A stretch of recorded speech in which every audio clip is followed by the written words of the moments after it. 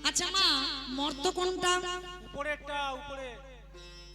উপরটা নাকি মর্ত? মানে খিচুড়ি স্কুলেও যাই না। মর্ত কোনটা?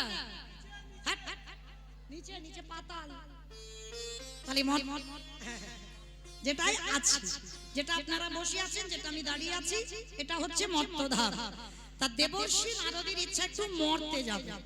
তা মর্তধামে এসেছে একজন মা, শীতেতে সিঁদুর আছে, হাতে শাঁখা আছে, আলতা পেরে শাড়ি পরে আছে, নারদকে দেখতে পেয়েছে। আরে ও নারদ, এদিকে এসো, এদিকে এসো। আমায় ডাকছিলেন? হ্যাঁ, আমি তোমায় ডেকেছি, এদিকে এসো। আচ্ছা নারদ, তুমি তো সব সময় ভগবানের কাছে থাকো, ভগবানের কীর্তন শোনাও, বিনাতে হরি নাম শোনাও। নারদ, যারা যারা ভগবানকে ডাকে বা ভালোবাসে, সেবা পূজা করে, তাদের অন্তিম সময়ে গতি কি হয়? মর্তধামের মার কথা শুনে নারদ মাথায় হাত দিয়ে বলছে, ও মা, আমি হরিনাম করি, কিন্তু জীবনে আমার এই রকম প্রশ্ন মাথায় আসেনি যে ভগবানকে ডাকলে আমার গতি কি হবে। তো ঠিক আছে মা, তুমি যখন জানতে চেয়েছো আমি বলবো, তুমি একটু বসো, আমার বাবার কাছ থেকে জেনে আসো। নারদের বাবাকে ব্রহ্মা ব্রহ্মলোকে গেছে মর্তধামের মাকে বসিয়ে রেখে, আর মর্তধামের মা বলছে, নারদ তুমি যেন ভুলে যেও না, আমি কিন্তু বসে রইলাম, তুমি কিন্তু আমাকে জানিয়ে যাবে। বলে ঠিক আছে। নারদ মুনি ছুটে গেছে ব্রহ্মলোকে। পিতা, পিতা, এদিকে এসো। নারদ, কি ব্যাপার, আমার ব্রহ্মলোকে আগমন? পিতা, যারা যারা ভগবানকে ডাকে বা ভালোবাসে বা সেবা পূজা করে, তাদের শেষ জীবনের গতিটা কি হয়? শেষ জীবনের গতিটা কি হবে? তার চতুর্মুখী ব্রহ্মা বললেন, নারদ, এ প্রশ্নের উত্তর তো আমার জানা নাই। সে কি, আমি জানি না, আমার বাবা জানে না, তাহলে কে জানে? বলে একজন জানলে জানতে পারে যে গাঁজা ভাং খায়। ও মায়েরা, কে গাঁজা খায় গো? আর তোমাদের গোড়ের হাটে কেউ খায় না? বাবা গাঁজা খাই দেখেছো? আর গোড়ের হাটে এত ভক্ত আছে, একজনের নাম মনে পড়লো না। এটা বাবার নামে বদনাম রটেছে, বাবা গাঁজা খায় না। বাবা পরম বৈষ্ণব, আর বাবা পরম বৈষ্ণব হয়ে কোনোদিন গাঁজা খায়? আপনাদের বুদ্ধি বা জ্ঞান কি বলে বাবা গাঁজা খায় বসে বসে? কখনো খায় না। তো আজকে নারদ আর ব্রহ্মা বাপ বেটা দুজনে যাচ্ছে শিব ঠাকুরের কাছে। আমার শিবের বাড়ি কোথায়? কৈলাস। বাহ, দেখেছো বাবা, আমি কি গাইবো, আমার থেকে বেশি মুখস্থ। খুব ভালো লাগলো মা, মাঝে মাঝে উত্তর দেবে কেমন? ছোটবেলায় আমার মাও কীর্তনিয়া ছিল, তো কীর্তনে আমার রেখে ঠাকুমার কাছে চলে যেত, আর সারা রাত যখন কাঁদতাম না, তখনকার দিনে আমার মা এইদিকে প্রচুর কীর্তন করতো। হ্যাঁ, প্রতিমা ঘোষ অনেক কীর্তন গেয়েছে, তখন আমি খুব ছোট, মার সঙ্গে আসতাম। তো যখন আমার ঠাকুমার কাছে রেখে আসতো, ঠাকুমা বলতো, নাতনি গল্প বলবো, মাঝে মাঝে হু হা দি। ঠাকুমারা বলে না বয়স্ক লোকেরা, তাই এই হু হা দিলে তবে গল্প বলতে বা শুনতে ভালো লাগে। তা আমি সেই ডায়মন্ড হারবার থেকে এসেছি আপনাদের ঘোড়ের হাটে, তা একটু লীলা গাইবো। আর আমি যদি একা একা বলে যাই, এমনি তো রাত হচ্ছে, ঘরে যাবার টানও একটা আছে, ভালো লাগবে? তাহলে সব বসে বসে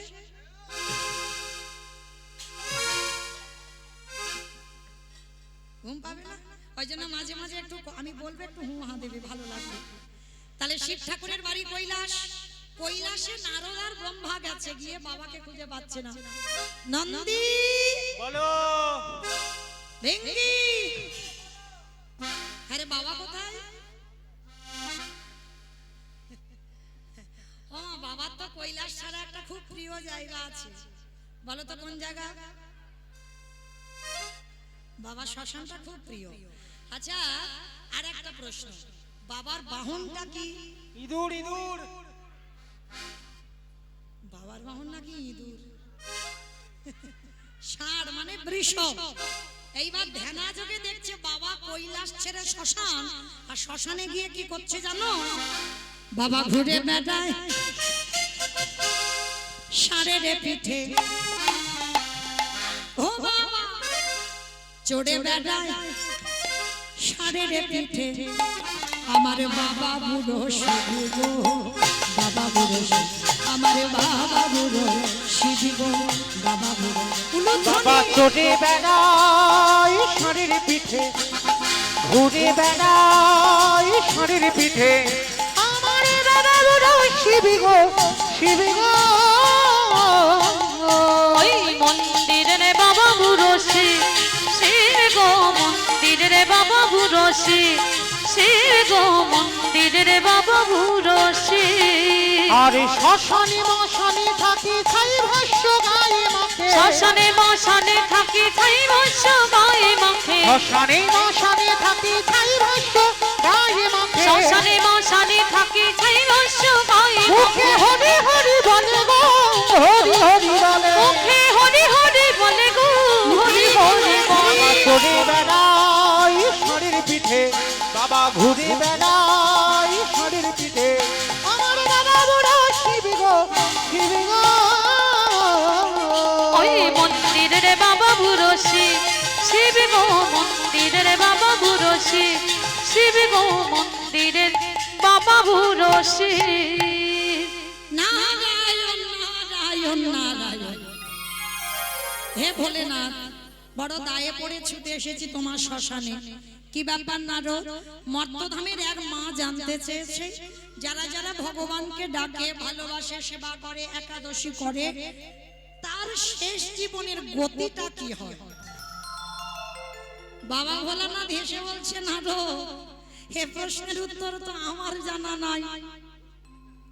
সে কি? আমি জানি না, আমার বাবা জানে না, তুমি জানো না, তাহলে জানে কে? বলে একজন জানলে জানতে পারে, যে নামের নামী। ও বাবা, নামের নামী কে? ভগবান।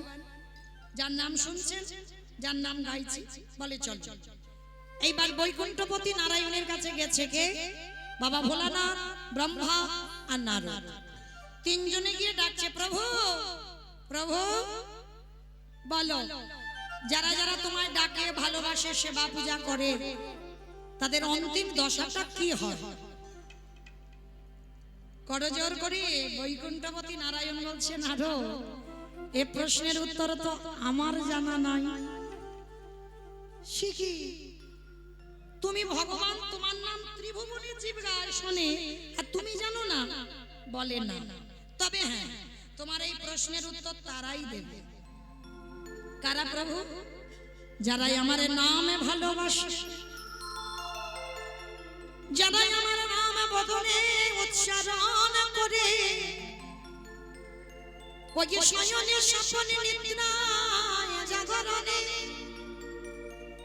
জানা কৃষ্ণ ছাড়া আর জানে না, কৃষ্ণ ধ্যান, কৃষ্ণ জ্ঞান, কৃষ্ণ চিন্তা, কৃষ্ণ মরণ, কৃষ্ণ জীবন। চলে যাও তার কাছে, আর সেই পারবে তোমার প্রশ্নের উত্তর দিতে। ঠাকুর, তুমি নির্দিষ্ট করে বলো, সে ভক্ত আছে কোথায়? ভগবান বলছে, সে ভক্ত আছে মর্তধাম। মর্ত? ঠাকুর মর্তে ভক্ত? ওরা তো খেতে যায়, ঘুমাতে যায়, আর সিরিয়াল দেখতে যায়, আর মোবাইল দেখতে যায়। ভগবান হেসে বলল, নারদ, ওরা খাক, ঘুমাক, টিভি, মোবাইল যাই দেখে, ওর ভিতরে আমার এমন এমন ভক্ত আছে, যাদের চরিত্র শুনলে তোমার হৃদয়টা দুলে উঠবে। ঠিক আছে ঠাকুর, তাহলে চলো দেখি কোন ভক্তের বাড়ি যাব। দাঁড়াও, আমরা এই রূপে যাব না। চারজনে বৈষ্ণব রূপ ধারণ করলেন, ব্রহ্মা, বিষ্ণু, মহেশ্বর আর নারদ। নামগুলো মনে রাখবে মা, শেষে কাজে লাগবে। ব্রহ্মা, বিষ্ণু, মহেশ্বর আর নারদ চারজনে বৈষ্ণব সেজে আসছে কোথায়? মথুরা জেলার অন্তর্গতে অবন্তী নগর গ্রাম, সেথায় সন্দীপনীর বাড়ি করিব বিস্নান। মথুরা জেলার অন্তর্গতে অবন্তী নগর গ্রাম, সেথা সন্দীপনের বাড়ি করিব বিশ্রাম। ওগো যাব আমরা ভক্তি বলে যাব আমরা সেই ভক্তির ঘরে ওগো বিশ্রামে লইবার তরে বলে যাব আমরা সেই ভক্তির ঘরে। ভগবান আসছে ভক্তদের নিয়ে কোথায়? মথুরা জেলার অন্তর্গতে অবন্তিনগর গ্রাম। আর এই অবন্তিনগর গ্রামে ভগবানের গুরুদেব বাস করতেন, যার নাম হলো সন্দীপনী মুনি। এই সন্দীপনী মুনির একটা সন্তান যার নাম মধুমঙ্গল। চলো এবার ভগবান আসছে ভক্তের বাড়ি। আর এই সন্দীপনী মুনির একটা সংকল্প ছিল বাবা। কি সংকল্প জানেন? প্রতিদিন ব্রহ্ম মুহূর্তে ঘুম থেকে উঠত। মায়েরা ব্রহ্ম মুহূর্ত কাকে বলে? সূর্য উদয় 1 ঘন্টা 36 মিনিট আগে। যেমন এই যে আমাদের নিয়ম সেবা চলছে, নিয়ম সেবার প্রথম কর্ম হবে ব্রহ্ম মুহূর্তে স্নান। একটা মাস তোমাকে ব্রহ্ম মুহূর্তে স্নান করতে হবে।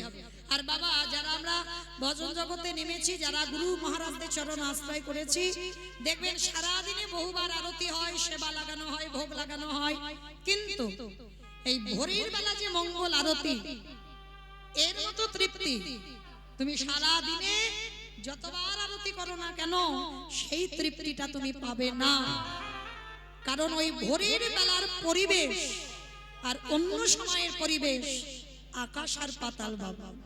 ওই জন্য সাধক মুনি ঋষি যোগী যারা, তাদের সাধনার সময় ব্রহ্ম মুহূর্ত। আর এই ব্রহ্ম মুহূর্তে সন্দীপনী মুনির একটা সংকল্প ছিল।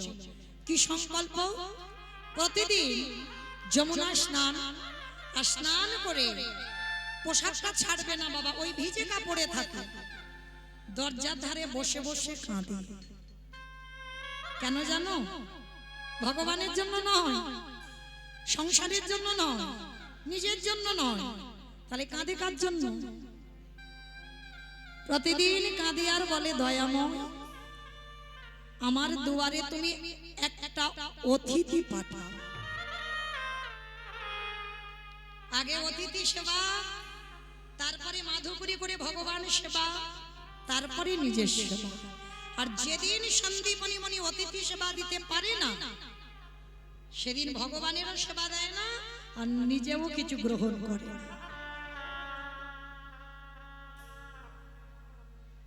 কি গো মায়েরা, আছেন ভক্ত এরকম? আগে অতিথি সেবা, তারপরে ভগবানের সেবা, তারপরে নিজের সেবা। আচ্ছা আগে বলো তো দেখি, আগে অতিথি সেবা না আগে ভগবান সেবা? আগে কোনটা? অতিথি সেবা। বাবা জানি সবাই, বাবা মানি কজন? এখানে কিন্তু আমরা সবাই জানি, হয়তো বলতে পারিনি সবাই মুখ ফুটে, কিন্তু এখানে সবাই আমরা জানি আগে অতিথি পরে ভগবান। কিন্তু মানি কজন? দেখবেন মায়েরা চরণ ধরে বলে যায়, অনেক অনেক বাড়িতে আসে, হয়তো দুপুর বেলা তোমার বাড়ি সবার সেবা হয়ে গেছে, তুমি বাকি আছো। হঠাৎ যদি দুপুর বেলা কোনো ভিক্ষুক এসে বলে, মা দুটো প্রসাদ দিবি, অনেক অনেক মায়েরা বলে, আমার হাত জোড়া, তুমি এখন অন্য বাড়িতে যাও, খেয়ে দিয়ে কাজ নেই, একেবারে খাবার টাইমে আসতে হলো। অনেক ভক্তরা আছে বাবা, মুখ নাড়া দিয়ে তাড়িয়ে দেয়। তাদের চরণ ধরে আমি বলে যাই, অতিথি তাদের বলে যাদের তিথির জ্ঞান নেই। তোমার আত্মীয় পরিজন আসবে, ওরা তো ফোন করে বলে আসছে, তাদের জন্য তুমি ব্যবস্থা করছো, এরা অতিথি নয়। অতিথি তাদের বলবে যার তিথির জ্ঞান নেই, যে বলে আসবে না, যার সময়ের জ্ঞান নেই, যে বার হিসাব করে আসে না, তাকে অতিথি বলে। আর বিশেষ করে কোনোদিন যদি দুপুর বেলা তোমার খাবার সময় কেউ আসে, চরম ধরে বলি মা, একদিন যদি নিজের খাওয়া নাও হয়, আগে অতিথি সেবা। বলা তো যায় না, কখন কার ঘরে ভগবান কোন বেশে আসে সেই সৌভাগ্য অর্জন করিনি বাবা, যে সাক্ষাতে ভগবানের ওই ভুবন মোহন ভোলানো রূপ আমরা দেখব। সে সাধনা আমাদের নাই। ভগবান যদিও তোমারই দেখা দেয়, তোমাকে ছদ্মবেশে দেখা দেবে। ওই জন্য শ্রী শ্রী রামকৃষ্ণ পরমহংসদেব একটাই কথা বলতো, মানুষ হই আগে মানুষকে ভালোবাসো, মানুষ হও।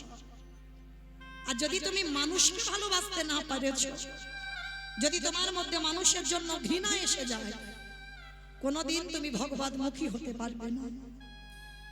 আগে মানুষকে সম্মান দাও, মানুষকে ভালোবাসো, মানুষকে ভক্তি করো, সেটাই তোমার গোবিন্দ সেবা হয়ে যাবে।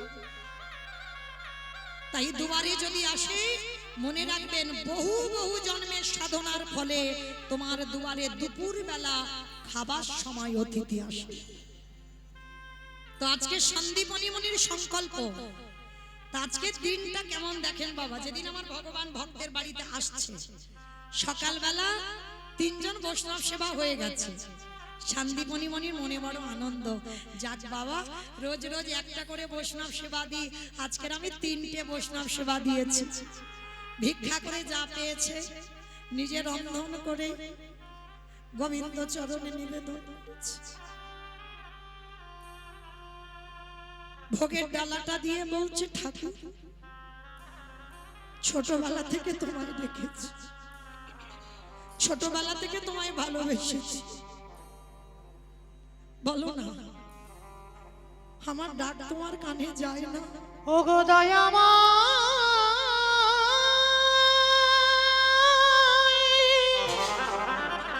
শুনতে পাও না তুমি? একেবারে দেখো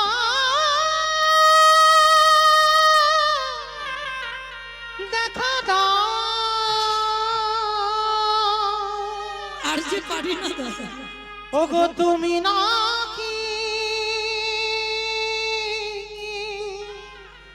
ভক্তে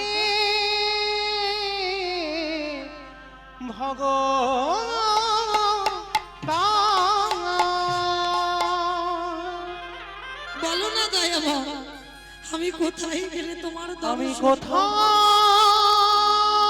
গেলে পাগরে দেখা। ওগো দয়া মা, আমি কোথা গেলি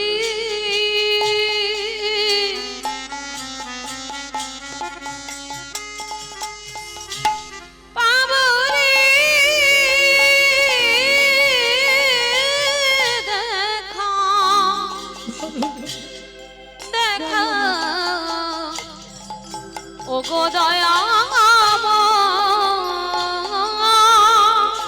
নয়ন জলে ডাকিলে নাকি প্রভু তোমার কৃপা।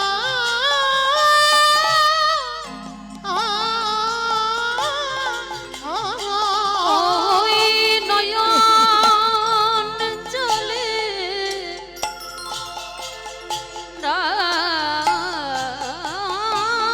ডাকলে নাকি তোমার কৃপা। আমি কোথাও